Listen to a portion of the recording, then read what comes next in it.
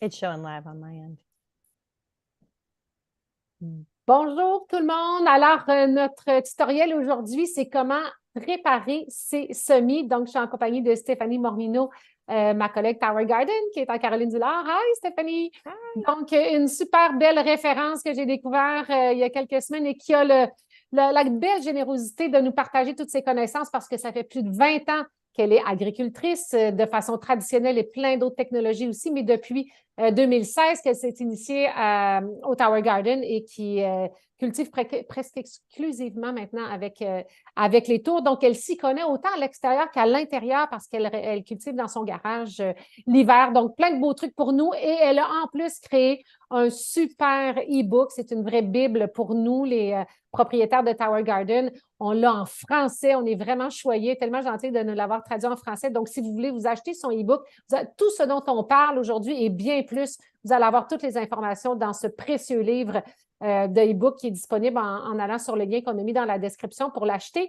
Et s'accompagne avec ça un planificateur de votre tour pour savoir tout quoi faire, qu'est-ce qu'il y a dans votre tour, quand est-ce récolter, quand est-ce planter. C'est vraiment génial comme outil aussi que vous pouvez télécharger en PDF et vous l'imprimer de la façon dont vous voudrez. Donc, le lien est là aussi pour l'acheter. Donc, aujourd'hui, on parle de comment démarrer ses semis. C'est super important. Donc, how do we start those seedlings? And we will talk about rock wool exclusively. I know that some of the people like cocoa coir. I don't like it that much. I tried it. It's messy. Donc, il y en a qui essaient le cocoa coir, mais ça fait comme c'est un peu salaud. Ouais, yeah. So, the rock wool, first, there are qualities in rock wool, and Tower Garden, the one we receive with Tower Garden, is high quality, but there are cheap one on the market. Il y en a qui sont cheap, il y en a qui sont. Il y a de la qualité avec les rock wool, c'est super important d'acheter des rock wool de qualité, donc c'est pour ça qu'on vous suggère de les acheter directement dans votre boutique en ligne de votre distributeur de Tower Garden parce qu'on est certain de la qualité du rock wool qui provient d'ailleurs de Hollande. Donc, there's quality and you can see the difference, right? Yeah. Do you want me to just dive into? Yeah. Okay. So when we start seeds, I start all my seedlings the same way, regardless of what the plant is. Okay. And I'm using those small containers with a dome lid. And when I'm starting my seeds, when I put them in the container, I'm grouping things that are going to germinate at the same rate. OK. Donc, elle part toutes ses semis de la même façon, peu importe c'est quoi la variété, et elle les met en petits groupes de 6. D'ailleurs, je vais vous mettre un lien de ces petits boîtiers-là que vous pouvez acheter si vous voulez sur Amazon. Ils sont vraiment pas chers. Et ça fait justement des petits boîtiers avec le capot, avec le couvert transparent, en groupe de 6. Donc, elle sait, c'est plus facile de faire le suivi. Elle sait ils vont germer en même temps puis qu'ils vont pousser en même temps plutôt que d'avoir ça tout mixé. So you start the lettuce together, whatever. Okay. Yeah. And I'm putting everything on a heat mat and under a grow light. And I put the dome on the lid until they germinate. Oh, and so you put the lights, even if it's at the germinating at first too. Yeah. Okay. Most plants need light to germinate. Some don't. So by putting vermiculite on the plants, the ones that don't like a lot of light have a little protection. Okay, so you put vermiculite on your seeds. Okay, a little bit, or you full the oil? Just a little bit. OK. Yeah. Donc, elle va toujours les mettre sur un tapis chauffant avec les lumières. Peu importe, parce qu'elle dit qu'il y a certaines graines qui ont besoin de lumière pour germer, d'autres pas. Donc, elle va mettre de la vermiculite. Vous en recevez quand vous avez acheté votre tour. Pas tant que ça, mais un petit peu. Donc, pour les graines qui n'ont pas vraiment besoin de lumière, ça va les protéger un peu de la lumière à ce moment-là. Et la chaleur va être là 24 heures sur 24 et la lumière aussi va être allumée 24 heures sur 24. So, the heat is there 24 hours a day, and the lights you also keep the lights 24 hours a day? I do. I just started doing that because I forgot to turn them off and on all the time, and I found that they do totally fine just staying on full time. OK. Donc, au début, c'est comme par erreur qu'elle le fait, parce qu'elle s'est rendue compte que ça fonctionnait super bien, mais c'est pas la même chose dans la tour. In the tower, you don't do that. You have to have some darkness during night, right? Yeah. No. I have not mixed sure. feelings on that. Okay. Tell me, because I'm not the expert. I have Okay. found, and we can talk about it later, but I have found people who run their lights at night and allow their plants to get daylight during the day, just natural light, tend to Okay. have the greatest success Oh. with faster growth. Oh, okay. We can talk about it, later for sure. So, see, if we're coming back to seedlings, the rock wool, you have to put it in the water for around 30 minutes. And some people are asking, why do we have to do that? On met les rock wool dans l'eau pendant 30 minutes avant de commencer à mettre les graines. Yeah, I say to soak your rock wool for 20 to 30 minutes because we need it to be fully saturated. It's very porous and it holds an enormous amount of water. And I don't like my rock wool sitting in water. So I want them to get fully absorbed and then I drain off any excess. OK, donc c'est vraiment pour que la laine de roche soit saturée d'eau, puis qu'ensuite, elle n'aura pas besoin d'en rajouter nécessairement beaucoup, mais que ça soit bien saturé au moment où elle va mettre ses graines. And then you put the seeds in the rock wool, and the amount of seeds, most of the time it's written on the back, but sometimes it's not. So I guess it depends on the variety, the number of seeds you're going to put, right? Yeah, it depends on, like I said before, do we want one head of romaine lettuce or do we want baby greens? So we have to decide what our goals are with our food. Now, if it's a tomato plant, it's one seed. If it's a pepper, it's one. Yeah. Things like that. Cucumber, it's one. Cucumber, it's one. Okay. And you put vermiculite on all of them. So what you said. And then when they are, and let's talk about the germinator because you have the one that Tower Garden sells. Vous savez, le nouveau germinateur que Tower Garden offre maintenant. Elle l'utilise, elle l'aime beaucoup. And why do you like it? The size of it is good. The size is great and it's just easy. That light is an LED light that actually has blue and red in it. So it's full spectrum lighting and it can be left on and it's gentle. So I have some that are too strong that'll burn your plants up. Your plants won't get burned up under the germinator light. Okay. Donc, c'est la qualité de la lumière qu'elle aime beaucoup. C'est des lumières LED, donc on a le rouge et le bleu. Et contrairement à d'autres lumières, des fois qui sont vendues sur le marché qui peuvent brûler les plantes. Donc, on est assuré de la qualité de la lumière là, avec le germinateur. Et how many rock wool can you put under the germinator? I can fit 4 small trays that hold 12 rock wool each, so 48 plants. Okay, everyone it's 12. OK, so chaque petit bac, c'est 12. Je vous ai dit 6 tantôt, c'est 12. Donc, ça peut faire à peu près 28, you said? À peu près 28. 48. 48 seedlings semis qui vont pouvoir être partis en dessous du germinator, ce qui est excellent. Yeah. Okay, and then those seedlings, sometimes people are looking forward or they are in a hurry to put them in the tower, but it's important to let them grow out just before we go in there. Well, you can answer that after, but at first, when you start your seedlings, sometimes the people put too much water in the bottom. Les gens mettent trop d'eau dans le fond de leur bac. So we don't have to put that much water every day in our seedling back, right?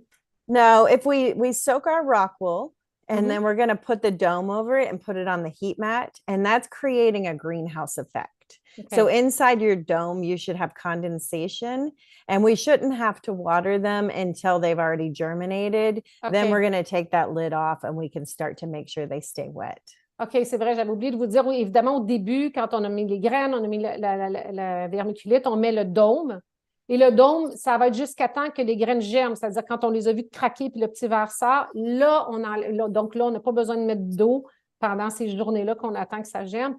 Et ensuite, on va enlever le couvert pour le reste de la pousse des semis. Et c'est là qu'on va rajouter un peu d'eau. So this portion with the cover will be from 1 to 2 to 3 to 4 days, depending on the varieties? It depends on the varieties, and they'll say on your seeds, some things can take up to 3 weeks as you start to grow more advanced produce. 3 weeks? 3 weeks with the cover?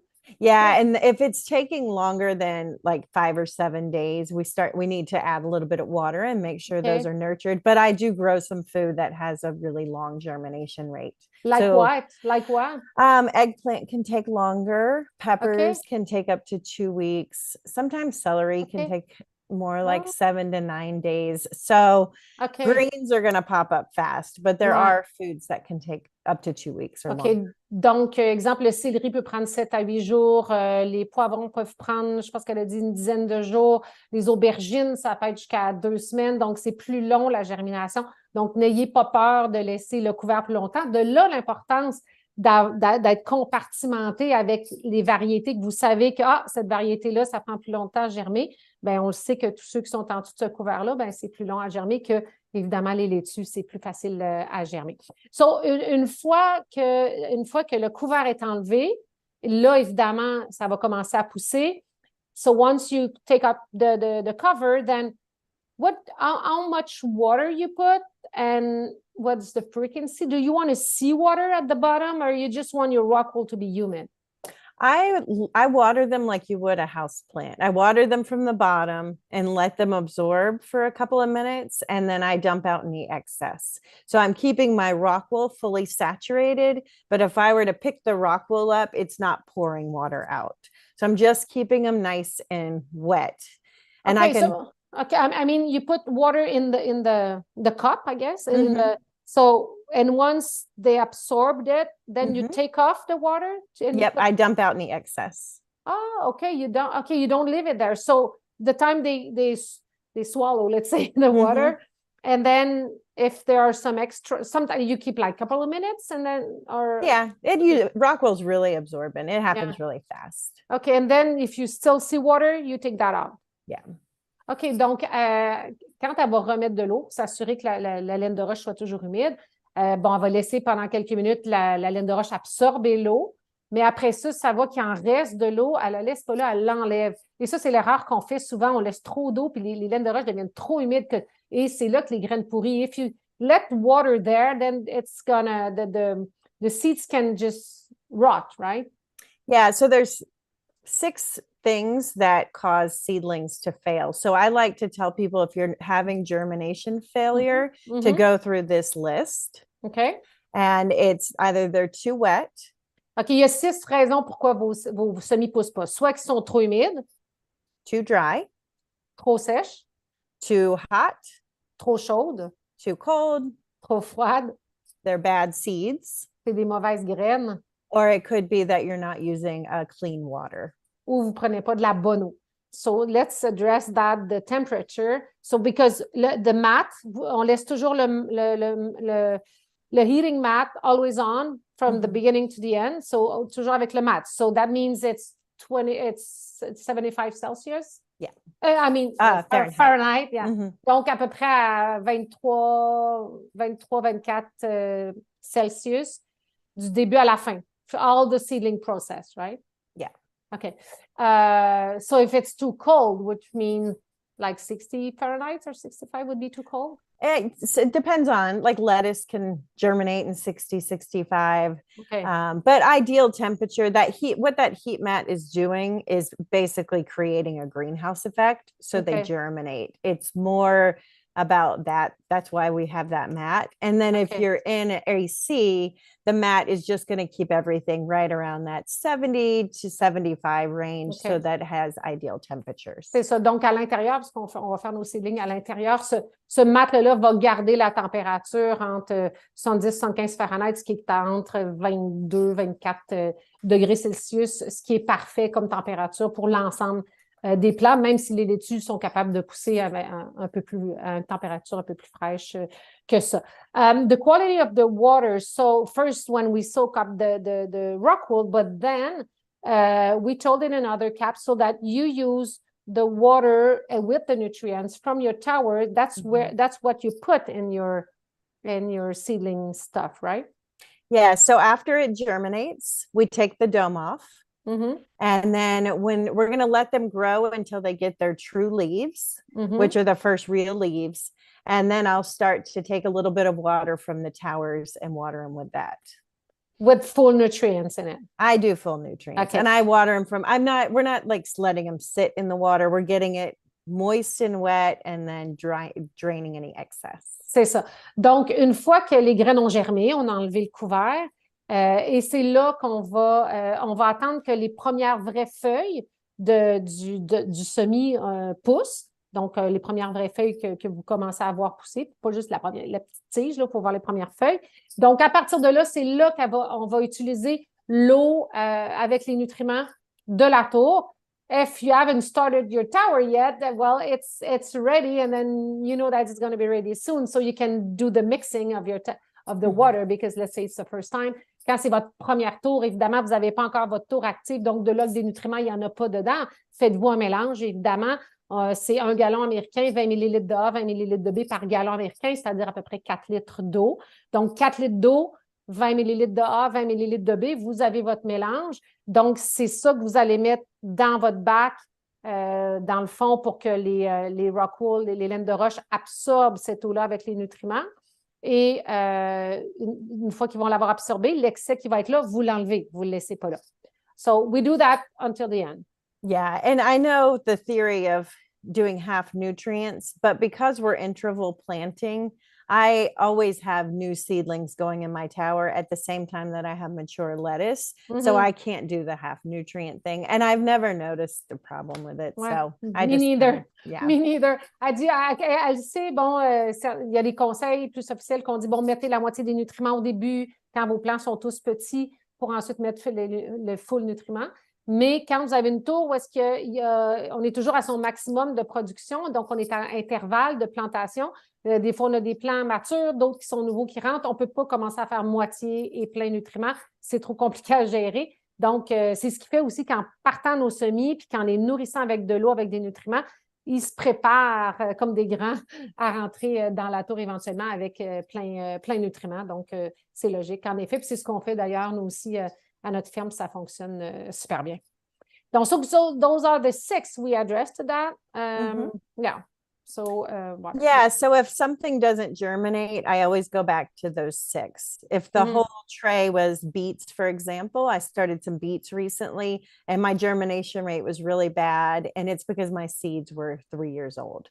So I can process of elimination by doing those 6 checklists. OK. Ce sont les 6 checklists, comme on dit. Récemment, à la partie des seedlings de betterave. Oui, c'est des légumes racines qu'on peut faire pousser dans la tour. On va en parler dans une autre capsule. Puis, l'ensemble du boîtier ne poussait pas, puis elle a réalisé que finalement, ses graines avaient 3 ans. Donc, elle est revenue à l'analyse de ces 6 points, puis c'était un de ces éléments-là. So that's perfect. Do we have something else on the seedlings? No, I think. Yeah, the last thing. Sometimes, when are they ready to go in the tower? Let's say average, let's say lettuce, how much time before you go? Or is it the size of it when you see them? Okay, we saw that, we said that in another capsule. You have to see all the roots around and under, right? Yeah, I like to wait until there's roots on all 4 sides, plus the bottom, because that tells me when I put it in the tower, that plant is going to explode and grow really fast, and I'm not going to have any risk of it drowning. OK. Donc, elle va attendre qu'il y ait des racines qui sortent de chaque 4 côtés, les 4 faces du cube de laine de roche, plus en dessous. Pourquoi elle fait ça? Elle va s'assurer que la plante est assez forte pour être capable d'être dans la tour, puis qu'elle ne va pas mourir finalement, ou elle ne va pas se noyer, si on peut dire. Donc, elle va être plus forte. It's going to be, the strength is going to be stronger. So, and the size of it, the length of it. If we wait for the leaves, if we wait for the roots to get on all 5 sides, the top's going to be pretty big. Okay. So it gets a lot of that really young growth out of the way while it's in the grow station, and it's safe in the grow station. In the tower, there's more risk that something could happen. Like too high flow of water can cause some funguses and death of plants, and then sometimes they can get shaded out. If we're interval planting and I put a little seedling in, it could get shaded out and lost and die. C'est ça. Quand on met des plants trop jeunes et immatures dans la tour, c'est que d'une part, ils peuvent avoir de l'ombre des plus gros plants qui sont là, puis ils peuvent mourir. Ils peuvent avoir trop d'eau. Ils peuvent avoir des maladies fongiques aussi. Alors, c'est ça qu'on met à risque quand on met un plant trop petit dans la tour. Donc, c'est mieux d'attendre à ce moment-là. So, you would say that no seedling would go in the tower before 2 weeks? For any variety? It's not a time thing. We're really looking for the roots. Okay. Because lettuce can grow a lot faster than like a tomato. I often wait about 4 weeks before I even put them in the tower. Okay. So they're pretty decent size. Okay. Donc, 4 semaines avant de mettre un plant de tomate. So, the size of a tomato plant would be, seeding would be like very big. Okay. Yeah. Donc, on va attendre 4 semaines. You know, I always put them like sooner than that. So it's better to wait. So then it's stronger, right? Well, and it's stronger, and in 4 weeks, it's totally safe in the grow station. And if I wait 2 weeks, I can grow a whole nother head of lettuce in that time. So some of it's just using the grow port to finish off a lettuce. And then I'll put my tomato in there. C'est un bel exemple. C'est un bel exemple de planter à intervalles puis de maximiser votre tour. C'est que pendant que votre semis de tomates pousse dans votre station de germination et on le laisse là 4 semaines, bien, pendant ce temps-là, vous finissez de faire pousser une laitue qui, elle, pousse plus vite, qui va être à maturité, qui va vous donner de la nourriture plutôt que d'aller mettre un plant de tomates trop petit qui, de toute façon, va prendre du temps dans la tour, alors qu'il peut très bien être dans sa station de germination puis continuer à pousser pendant que votre laitue, elle, a grossi puis qu'elle va vous donner de la nourriture. C'est comme ça qu'il faut que vous pensiez plutôt que de vouloir faire la course à mettre son plant dans la tour trop rapidement. C'est comme ça qu'on maximise chaque trou de notre tour pour qu'elle nous donne toujours un maximum de nourriture.